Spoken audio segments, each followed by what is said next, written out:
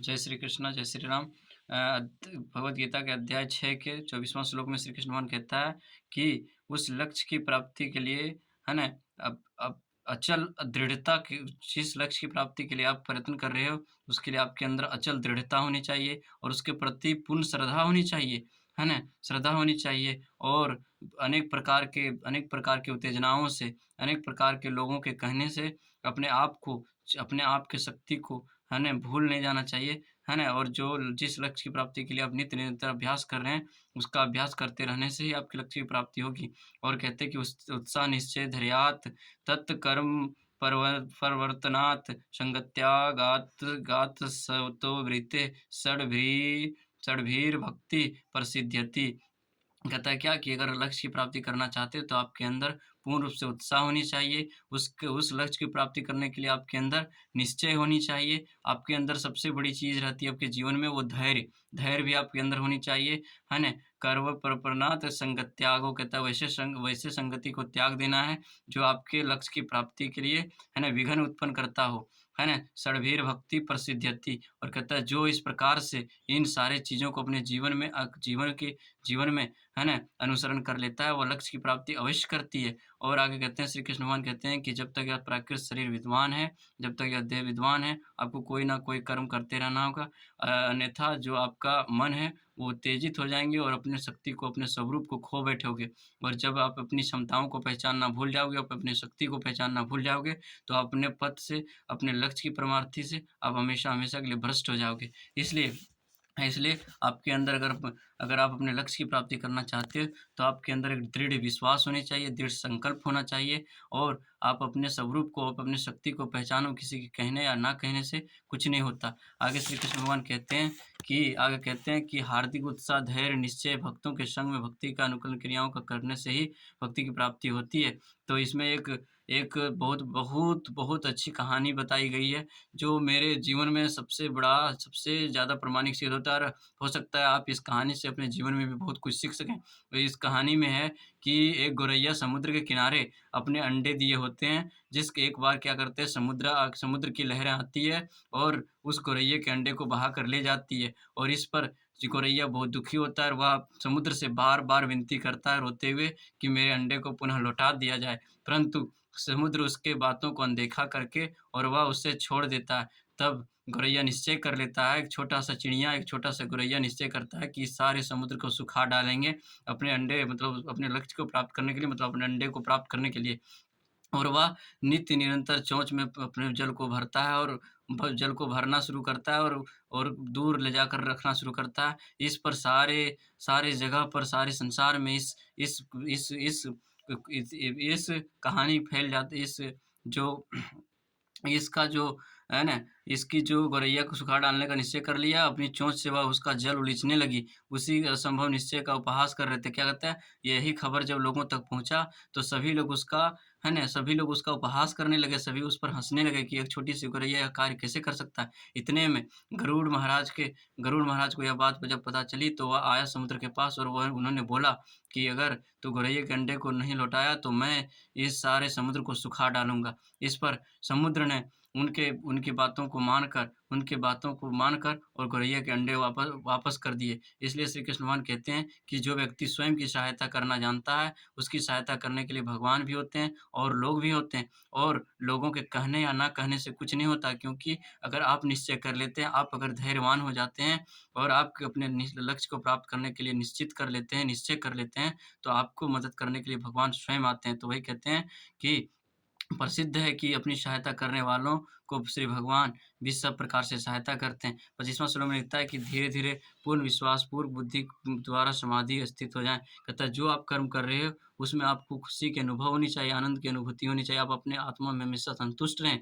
आप अपने अपने कर्मों के फलों से हमेशा संतुष्ट रहें। जबकि श्री कृष्ण भगवान ने इसमें कहा है कि अपने जो भी कर्म कर रहे हैं, उसकी फल की इच्छा से मुक्त रहकर ही कर्म करें, है ना? तो आप क्या करें कि जो भी कर्म कर रहे हैं, उसके प्रति हमेशा हमें सावधानी बरतनी है कि क्या ये कर्म जो कर रहे हैं आप सत्य कर्म कर रहे हैं, असत्य करके कर्म कर्म है ना? सकर्म कर्म कर रहे हैं या अकर्म कर्म। हमेशा कोई भी कर्म करो, सकर्म कर्म करो, सत्य की राह पर चुनो, उसमें बहुत सारी कठिनाइयाँ आएँगी, परंतु आपकी मदद करने के लिए स्वयं भगवान ज़रूर विराजमान होंगे, जब आपके विघ्न होंगे आपके रास्ते में।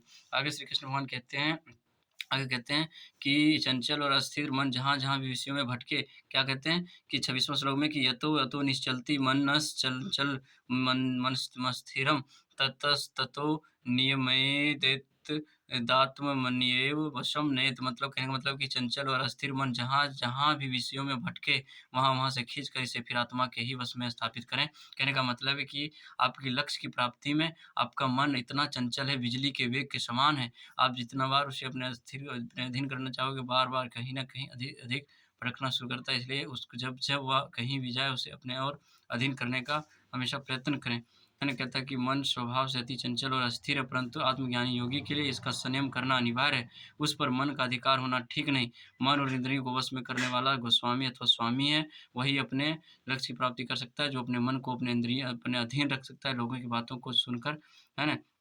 विचलित नहीं होता है, विक्षुब्ध नहीं होता है। मुझे एकाग्र मन वाले योगी निस्संदेह परम सुखी की उपलब्धि होती है। कहता है जो अपने आत्मा में संतुष्ट हैं, अपने आत्मा में आनंद का अनुभव करते हैं, वह अवश्य अपने आत्मा में आनंदित रहते हैं, हमेशा खुशमिजाज रहते हैं और किसी भी शोक और दुःख होने पर वह शोकाकुल नहीं होते, ना ही दुखी होते हैं और वह किसी के जीवन में कोई किसी उसके लक्ष्य की प्राप्ति में किसी भी कितना ही बड़ा विघ्न क्यों ना आ जाए, फिर भी वह उसका सामना करने के सामर्थ्य रखता है और वह अपने पथ पर निरंतर आगे बढ़ता जाता है। आगे श्री कृष्ण भगवान कहते हैं इस प्रकार आत्मस्वरूप से दृढ़तापूर्वक स्थिर होकर सब पापों से मुक्त हुआ योगी परम चेतन की सन्निधि में परम सुख की अनुभव करता है।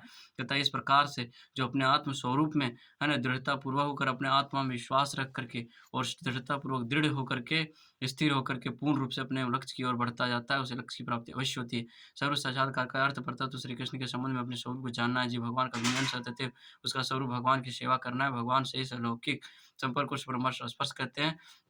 है ना? आगे श्री कृष्ण भगवान कहते हैं, "सच्चा योगी सब प्राणियों में मुझे देखता है, उस प्राणी मात्र मुझ में स्थित देखता है। इस उस आत्मज्ञानी महापुरुष को वास्तव में सब मेरा में दर्शन होता है।" क्या कहता है कि जो व्यक्ति यथार्थ में अपना लक्ष्य की प्राप्ति करना चाहता है, उसे अपने लक्ष्य के प्रति जिद्द होती है और वह हमेशा हर हर ज जहाँ भी जाए, वो अपने लक्ष्य को विस्मरण नहीं होने देता। है ना? वह हमेशा लक्ष्य की स्मृति में रहता है, अपने लक्ष्य के प्रति अनियत रहता है। आगे श्री कृष्ण भगवान कहते हैं आगे श्री कृष्ण भगवान कहते हैं कि संपूर्ण प्राणियों के रचयिता होने से भगवान श्री कृष्ण सभी के माता के समान पोषण करते हैं, जिस प्रकार माता अपने सब पुत्रों में क्षमता रखती है। कहने परमपिता श्री कृष्ण निष्कर्ष भी सब में संभाव है। कहने का मतलब है कि श्री कृष्ण भगवान सभी कार्यों के परम कारण हैं। कोई भी घटना व्यर्थ में घटित नहीं होती। आपके जीवन में जब तक आपके लक्ष्य की प्राप्ति का एक सही समय नहीं होता, उचित समय नहीं होता, तब तक आपको उसके लक्ष्य की प्राप्ति नहीं हो सकती। इसलिए हमेशा श्री कृष्ण भगवान की भक्ति में निष्ठ होकर के भगवान की भक्ति में निष्ठ होकर के, भगवान को नित्य निरंतर आराधना करके आप अपने कार्यों में कितना ही अधिक व्यस्त क्यों ना हो, कितना ही संलिप्त क्यों ना हो, परंतु श्री कृष्ण भगवान को 1 वर्ष दिनांतराल में 1 वर्ष श्री कृष्ण भगवान का है ना स्मरण करना अनिवार्य है। अपने आत्मा में श्री कृष्ण भगवान को अनुभव करो और उससे अपने आप की शक्ति को पहचानो। आगे श्री कृष्ण भगवान कहता है, "जो मुझे सब में दिखता है और सब कुछ मुझ में स्थित देखता है, उसके लिए मैं कभी अदृश्य नहीं होता अर्थात सदा प्राप्त रहता हूँ और वह भी मेरे लिए कभी अदृश्य नहीं होता।" कहने का मतलब है कि जो लक्ष्य की प्राप्ति में हमेशा लक्ष्य का स्मरण करता रहता है, अपने लक्ष्य को नहीं भूलता, उसे लक्ष्य की प्राप्ति अति अवश्य होती है। और आगे श्री कृष्ण भगवान कहते हैं कि जो जिस व्यक्ति को अपने आत्मा में विश्वास है, अपने आप पर पूर्ण विश्वास है, वह व्यक्ति कभी जीवन में असफल नहीं हो सकता। है ना? अनेक प्रकार के आपके जीवन में विघ्न आएँगे, है ना? उत्पीड़न आएँगे, कष्ट आएँगे, लेकिन उसका जो सामर्थ्यता के साथ, दृढ़ता के साथ उसका है ना? उसका दृढ़ता के साथ, है ना? साहस के साथ उसका उस दृढ़ता के साथ, साहस के साथ उसका जो है ना? उससे लड़ेंगे, वही जीतेंगे और जो इस प्रकार के हैं योगी हैं, जो इस प्रकार से अपने जीवन में सफल होना चाहते हैं, वो इन श्री कृष्ण भगवान के इन कथनों को अवश्य याद रखें और अपने अपने जीवन में अपने लक्ष्य की प्राप्ति के लिए अपने लक्ष्य के प्रति हमेशा उत्साहित रहें, धैर्यवान रहें और और हमेशा सत्कर्मों में प्रविष्ट रहें। आपके जीवन में तो बहुत सारे कर्मों करने के लिए बहुत सारे समय मिलेंगे, परंतु अपने नित्य निरंतर अपने जीवन में एक बार श्री कृष्ण भगवान का एक समय में एक बार स्मरण अवश्य करें और शांत मन से श्री कृष्ण भगवान का स्मरण अवश्य करें, क्योंकि आप जब तक जीवित हैं, आपको कर्म करना ही पड़ेगा। बिना कर्म किए आप इस जीवन को नहीं व्यतीत कर सकते, है ना? इसलिए ज़िंदगी में दौड़-भाग चलता रहता है, आते-जाते रहते हैं, सुख-दुःख आते जाते रहते हैं, अपने पराये होते रहते हैं, है ना? लेकिन ये इसका मतलब ये नहीं कि आप श्री कृष्ण भगवान का विस्मरण कर दें, उसको भूल जाएँ। इसलिए हमेशा नित्य निरंतर श्री कृष्ण भगवान के आशीर्वाद के साथ अपने हर कार्य को संपूर्ण करें, है ना? हर कार्य को आरंभ करने से पहले श्री कृष्ण भगवान की भक्ति, अब श्री कृष्ण भगवान का स्मरण अवश्य करें, तभी आप सफलता पा सकते हैं, अपने लक्ष्य की प्राप्ति कर सकते हैं। अन्यथा अपने जीवन में लाख संघर्ष क्यों ना कर लें, अब आप सफल नहीं हो सकते जब तक आप श्री कृष्ण भगवान को नित्य स्मरण करके अपने कार्यों को प्रारंभ ना करें। इसलिए हमेशा दुआ करता हूँ कि आपका दिन शुभ हो, श्री कृष्ण भगवान से ये प्रार्थना करता हूँ कि आपका दिन शुभ हो, मंगलमय हो, आप अपने जीवन के हर लक्ष्य को प्राप्त करें, आप हर व्यक्ति को मदद करें, आप अपने जीवन के हर सार्थक जीवन को सार्थक करें, अपने जीवन को सार्थक करें, अपने जीवन को, अपने लक्ष्य को प्राप्त करें। आप अपने माँ-बाप की सेवा करें, आप अपने भगवान के प्रति, अपने गुरुजनों के प्रति हमेशा प्रेम भाव रखें, सब प्राणियों में सद्भाव रखें, किसी भी जीव-जंतु को ना मारें, किसी जीव-जंतु को हानि ना पहुँचाएँ, अपने आप को सुरक्षित रखें, अपने सारे जीवों को सुरक्षित रखने का प्रयत्न करें और अपने आप को संतुष्ट रखें, आत्मा में आनंदित अनुभव करें, क्योंकि जीवन में सुख और दुःख बहुत सारे हैं भाइयों। इसलिए अपने अपने श्री कृष्ण भगवान का नित्य स्मरण करते हुए अपने आप की आत्मा में संतुष्ट रहें। जो भी मिला है वो भगवान की कृपा है, जो भी मिलेगा वो भी भगवान की कृपा होगी और जब तक मिलेगा वो भी भगवान की कृपा है। किसी को तो इतना भी नहीं मिलता जितना आपको मिला है, इसलिए इस पर पछतावा करना छोड़ दें और उस पर आनंद का अनुभव करें। देखिए किस प्रकार से आज मुझे भगवान ने अपना दर्शन दिया और मैं अभी नित्य भगवान का स्मरण करता हूँ, मैं कभी दुखी नहीं होता कि मेरे पास ये होना चाहिए, वो होना चाहिए। जो भी है मेरे भगवान की कृपा से जो भी होगा भगवान की कृपा से ही होगा और भगवान हमेशा नित्य निरंतर मेरे साथ हैं, तो मुझे किसी प्रकार का भय नहीं है और मैं हमेशा भगवान की हमेशा भक्ति में निष्ठ हूँ और मैं मनुष्य की गुलामी करना पसंद नहीं करता, मैं भगवान की गुलामी करना पसंद करता हूँ और मैं हमेशा भगवान का ही अधीन रहना पसंद करता हूँ, ना कि मनुष्यों के अधीन। मनुष्यों के अधीन रहने से क अच्छा है कि भगवान के अधीन रहकर उनकी सेवा करें। मनुष्यों की सेवा करने से तत्क्षण फल तो मिल सकते हैं, लेकिन जीवन काल तक फल नहीं रह सकते। लेकिन भगवान की सेवा करने से तो अभी भले ही फल आपको ना मिले, भले ही आपको अभी आपकी प्राप्ति ना हो, लेकिन आने वाले समय में आपको ज़रूर प्राप्ति होगी। इसलिए भगवान से अपने रिश्ता को ना तोड़ें, क्योंकि सुख-दुःख आते-जाते रहेंगे आपके जीवन में, है ना? तो इसलिए अपने भगवान के प्रति हमेशा नित्य निरंतर स्मरण करें, अपने धर्म की कभी आलोचना ना करें, ना ही अपने माता-पिता की आलोचना करें, ना ही अपने आप को कोसित करें, ना ही अपने अपने कर्म अपने आपको जीवन में जितना प्राप्त हुआ है उस पर कभी दुःख करें और ना ही अपने आपके जीवन में जो भी कुछ भी प्राप्त हुए हैं, उस पर कभी दुःख हो और सारे चीज़ों को अपने साथ रख कर के, है ना? सारे गिले-शिकवे दुःख को भुला कर के सभी प्राणियों के साथ एक खुशी के माहौल में रहें, स्वार्थ क्रियाएँ ना करें, हमेशा जो भी क्रिया करें वह सभी के प्रेम के लिए हो। हम जानते हैं कि स्वार्थ क्रियाएँ ही आजकल संसार में चल रही है, परंतु अगर आप लोगों से भिन्न होना चाहते हैं, लोगों से अलग दिखना चाहते हैं, लोग से अलग-अलग जीना चाहते हैं, लोगों से अलग अनुभव आनंद का अनुभूति करना चाहते हैं, तो स्वार्थ को कृपया छोड़ दें। स्वार्थ को त्याग कर ही कर्म करें भाइयों और तभी आप अपने जीवन में सफल हो सकते हैं। श्री कृष्ण भगवान की असीम अनुकंपा से आप सभी का दिन शुभ होगा। हमको आशा है कि आप अपने जीवन में प्रगति करोगे, अपने लक्ष्य की प्राप्ति करोगे। लेकिन याद रहे श्री कृष्ण भगवान का विस्मरण कभी ना हो, कभी भी श्री कृष्ण भगवान को ना भूलें भाइयों, क्योंकि कर्म तो करते रहना है जब तक आप जीवित हैं, कोई ना कोई कर्म करना होगा। आपके पास कितना ही पैसा क्यों ना आ जाए, आपकी हया कभी ना मिटेगी, ना ही कभी आपको इंद्रिय की तृप्ति होगी, ना ही आपकी इच्छाएँ कभी मिटेंगी। इच्छाएँ अनंत है भाइयों और इच्छाओं का कभी पूर्ति नहीं हो चुकी, कभी नहीं हुई है। आप कितना ही महल बना लो, परंतु एक कमरा हमेशा घटता ही रहता है। इसलिए क आप इतना इतना ही बनाएँ जितना में आप संतुष्ट हैं, जितना आपको उपयोग है इतना ही खाएँ, इतना ही पिएँ जितना आपके लिए उत्तरदायी हैं। आप चिड़ियों के, गिद्ध के समान, कुत्तों के समान आप एक बिर्क म मांसभक्षी मत बन जाएँ और इससे लोग हर जीव को मारना शुरू ना करें। जीवों के प्रति समभाव रखें, सभी जीवों में श्री कृष्ण भगवान का वास है और श्री कृष्ण भगवान हर एक जीवों के हृदय में विराजमान हैं और इस पर श्री कृष्ण भगवान नित्य निरंतर कृपा करते हैं, सभी जीवों पर एक समान कृपा कर रहे हैं। इसलिए अनावश्यक भाव से किसी जीव को किसी मनुष्य को क्षति ना पहुँचावें, ना ही ऐसी वाणी का प्रयोग करें जिससे लोगों को दुखी हो, दुःख का हो। कहता क्या कि जीवन में सबसे बड़ा पाप है लोगों को दुःख पहुँचाना, किसी की आत्मा को ठेस पहुँचाना। कहते हैं कि जो आज आप कर्म कर रहे हो, उस कर्म का फल आगे अवश्य मिलेगा। आप जो कर्म करोगे, जो पाप करोगे वो किसी आपके पिता को या बाप को नहीं पड़ेगा, वो खुद को ही भोगना है और कोई संसार, कोई स्वर्ग और नरक नहीं होता। स्वर्ग यही है, नरक यही है, पृथ्वी यही है, यहीं पर सारा संसार है, यहीं पर सारे जीवन हैं। भाइयों, आप कैसा कर्म करते हो, ये आप पर निर्भर करता है, क्योंकि आने वाले समय में आप उसी जीव में जन्म लोगे, जिस प्रकार के आज अभी कर्म करोगे भइयों।